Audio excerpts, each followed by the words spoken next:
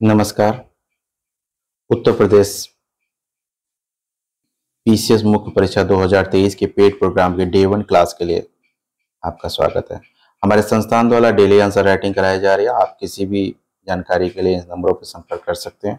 हम कोशिश करेंगे कि जो भी हम प्रोग्राम करा रहे हैं उनका यूट्यूब क्लास आपको उपलब्ध कराएं। इसीलिए आज वीडियो के माध्यम से हम प्रश्नों को डिस्कस करेंगे। देखा गया है कि बहुत से ऐसे बच्चे हैं, बहुत से ऐसे लोग हैं जो उत्तर लिख नहीं पा रहे हैं मॉडल आंसर देने के बाद भी। ये प्रोग्राम उन्हीं बच्चों के लिए है। ध्यान रखें, 2 प्रश्न रहेंगे GS 1 से और 1 प्रश्न रहेगा उत्तर प्रदेश से।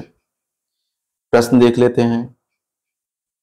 प्राचीन भारत में सातवाहन वंश के दौरान वास्तुकला की विशेषताओं का वर्णन करिए और इस अवधि के दौरान वास्तु संरचनाओं के उदाहरण प्रदान करें। दूसरा है मंदिर की वास्तुकला शैली पर चर्चा करिए, उनकी विशेषताओं और क्षेत्रीय विविधता बताइए। ठीक है, यहाँ हमने बनारस को धार्मिक और आध्यात्मिक महत्व पूछ लिया है और सांस्कृतिक विरासत को संरक्षित करने के प्रयास पूछ लिए हैं। ठीक है, चलिए पहले प्रश्न की तरफ है। इसमें हिंदी और इंग्लिश दोनों में पीडीएफ दिए गए हैं।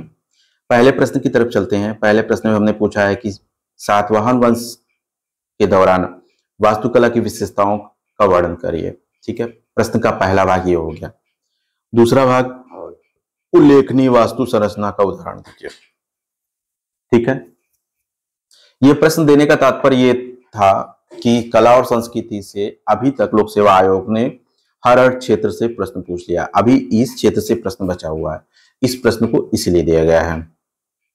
उत्तर की शुरुआत आपको पता है कि सातवाहन शासक प्राचीन काल में बहुत शक्तिशाली माने जाते थे। ठीक है, इनका इलाका दक्कन के पठार के आसपास होता था। अपने शासन के दौरान इन्होंने भारतीय कला वास्तुकला का विशेष रूप से बुद्ध मूर्ति कला में योगदान दिया है। ठीक है, इनकी कला की विशेषताएं, पहली बात, ये कलाएं इनकी सादगी मतलब बहुत ही ज्यादा स्पष्ट, क्लियर और बहुत ज्यादा तड़की भड़की नहीं और भव्यता होती है। इन्होंने स्तूप का निर्माण, चैत्य, स्तंभ और प्रवेश द्वार, इनके बारे में जान लेते हैं। सातवाहन कला की जो डिजाइन थी वो बहुत ही सादगी थी, लालित्य पर जोर दी, मतलब बहुत ही ज्यादा अच्छाइयों पर और बहुत सुंदरता पे जोर दिया गया है। यहाँ जो भी सामग्री उपयोग हुई है वो ईंट, पत्थर और लकड़ी की बनाई गई है। स्तूपों पर सातवाहन ने एक अच्छी कला का परिचय दिया है। उन्होंने गोलादि संरचना मतलब गोला प्रकार से संरचना और पवित्र बौद्ध स्मारक के रूप में कार्य करती हैं, उनकी नक्काशी कराई है और कुछ मूर्तियों को उसमें सुशोभित किया है। तीसरा, चैत्य। सातवाहन ने राक पत्थरों को काटकर चैत्य का निर्माण किया है, जिसका उपयोग बौद्ध के पूजा स्थलों में किया जाता है।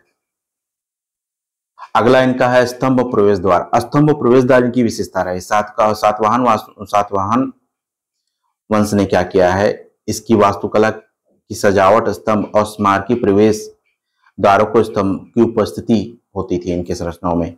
ये प्रवेश द्वार, जिन्हें तोरण के रूप में जानते हैं, अक्सर विभिन्न और धार्मिक पौराणिक विषयों को दर्शाती हुई जटिल मूर्तियां प्रदर्शित करती हैं। ये तो पहला हो गया। दूसरा, उल्लेखनीय संरचनाओं के रूप में देख लेते हैं। इन्होंने अमरावती स्तूप का निर्माण करा, इन्होंने गोली स्तूप का निर्माण करा, इन्होंने भोजा गुफाएं बनाई, इन्होंने काले गुफाएं बनाई। यहाँ पे क्या है कि आप जो भी अमरावती स्तूप लिखवाएंगे तो अमरावती स्तूप कहाँ है उसके बारे में छोटा छोटा उदाहरण दे देंगे। ठीक है, गोली स्तूप कहाँ है उनके बारे में छोटा उदाहरण दे देंगे। भुजा स्तूप कहाँ है, ये कैसे बनाया गया, ये क्या इसकी विशेषता रही है, इसके बारे में आप उदाहरण दे देंगे। इसी तरह काली गुफाएं हैं। ठीक है, जब प्रश्नों का आप इतनी बातों को लिख लेंगे, एक छोटा सा कंक्लूजन देंगे जिसमें आप लिखेंगे, प्राचीन भारत में सातवाहन वास्तुकला ने सादगी, ललित, बौद्ध और हिंदुओं प्रभावों के लिए सामंजस्यपूर्ण प्रदर्शन किया है। इसके पहले हम लोगों ने देखा ये बातों को।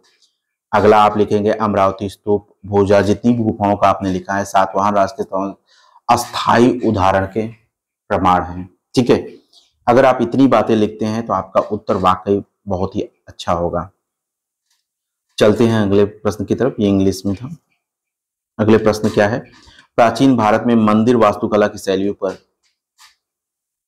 चर्चा करें और उनकी विशिष्टता और क्षेत्रीय विविधता पर प्रकाश डालें। अब मंदिर कलाओं के बारे में पूछा गया तो भारत में पता है मंदिर शैलियों का विकास देखा गया है, इनकी विशेष विशेषताएं रही, इनकी क्षेत्रीय विविधताएं रही, ये ध्यान है, ये अपने शैलियां अपने काल के समय बढ़ती गई और घटती गई और आज ये सांस्कृतिक और धार्मिक मान्यताओं को क्या करती हैं, प्रतिबंधित करती हैं। आते हैं मंदिर शैलियां। मंदिर शैलियों में दो प्रकार की मंदिर शैली होती है, पहला नागर शैली और द्रविड़ शैली होती है। नागर शैली और द्रविड़ शैली होती है। नागर शैली को देख लेते हैं। नागर शैली को आगे हम तीन शैलियों में बांटते हैं, रेखा देव शैली, पसमाना देव शैली और बहुदेव शैली होती है। ठीक है, रेखीय देव शैली की विशेषता देखते हैं कि ये इनकी शैली विशेषताएं में विशेषता इसके लंबे पत्थर शिखर होते हैं, इसके लंबे पत्थर शिखर होते हैं।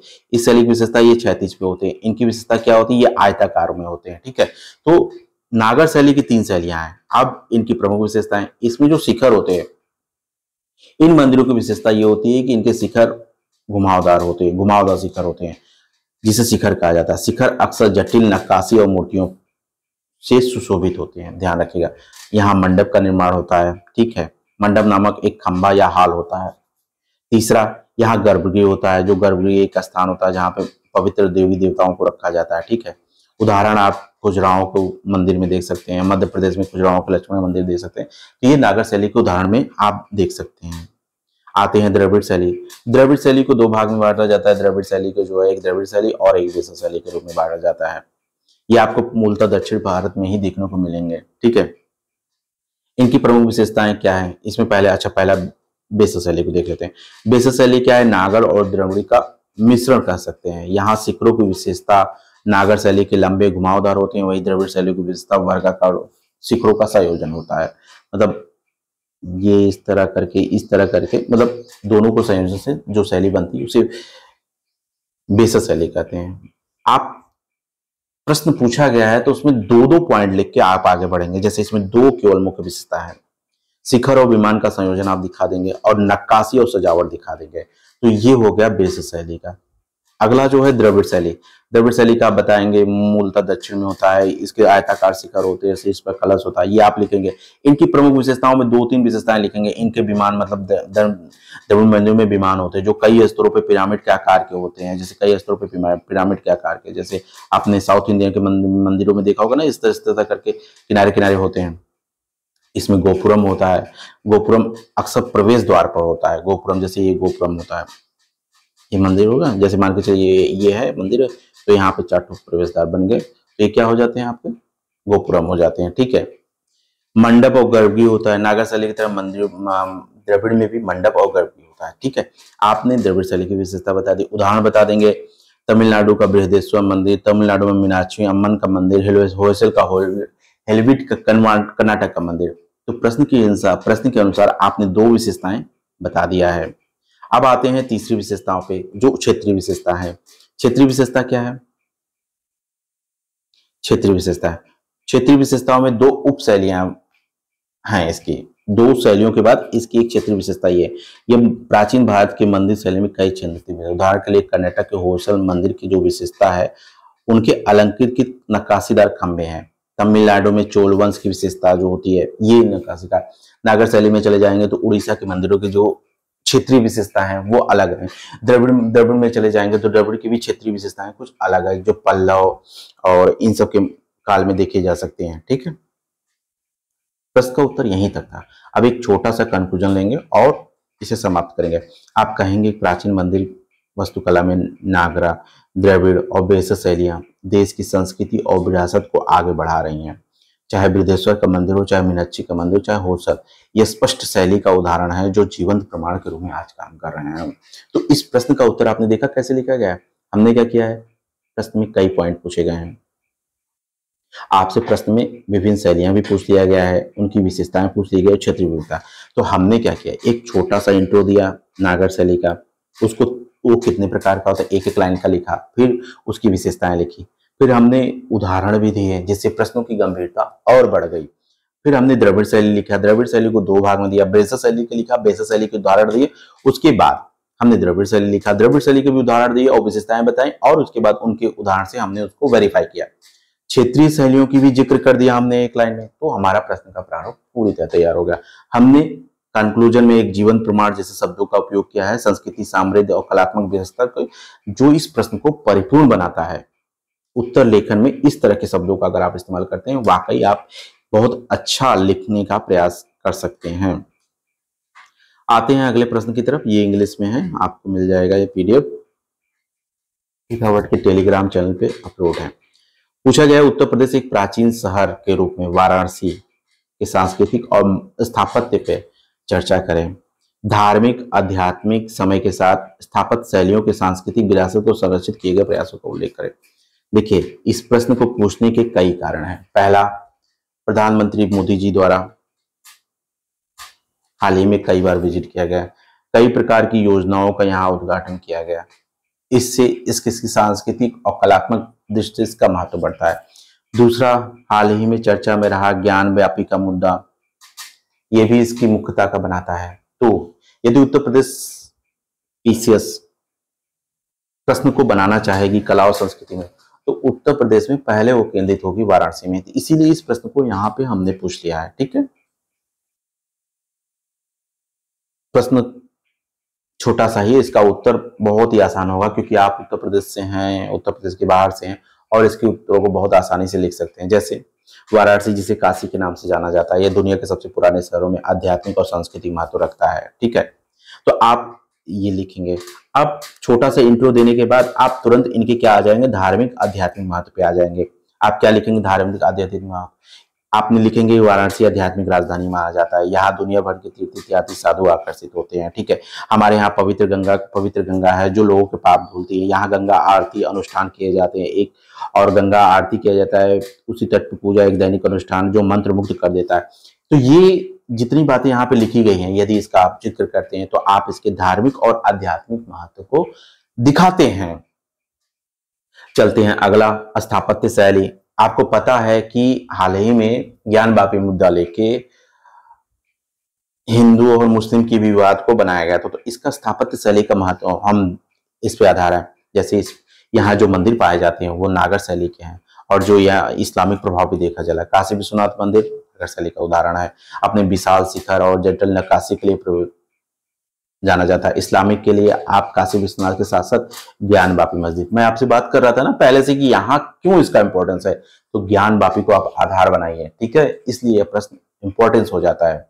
सांस्कृतिक संरक्षण के लिए हमने जीर्णोद्धार और संरक्षण का प्रयास किया है। सांस्कृतिक उत्सव के माध्यम से विभिन्न कलाओं को संरक्षण करने का माध्यम क्या है। तो प्रश्न का तीसरा भाग जो है कि सांस्कृतिक संरक्षण के लिए क्या किया है, हमने 2 लाइन इसके लिए भी जोड़ दिया है। आपने देखा कि भारतीय पुरातत्व सर्वेक्षण ने इसके लिए क्या क्या प्रयास किए हैं। ठीक है, अब प्रश्न का अंतिम भाग जो होता है कंक्लूजन। अब आपको क्या करना है, प्रश्न को समाप्त करना है। आप लिखेंगे वाराणसी का गहरा सांस्कृतिक और स्थापित महत्व है, इसका धार्मिक आध्यात्मिक महत्व, समय के साथ देखी गई विविध स्थापत्य शैलियां और इनके सांस्कृतिक विरासत को संरक्षित करने के लिए चलाए जा रहे प्रयास इसे विशाल ऐतिहासिक और सांस्कृतिक मूल्य शहर बनाते हैं। देखिए ये लाइन पूरा जुड़ा हुआ है, कितना बेहतरीन लाइन है।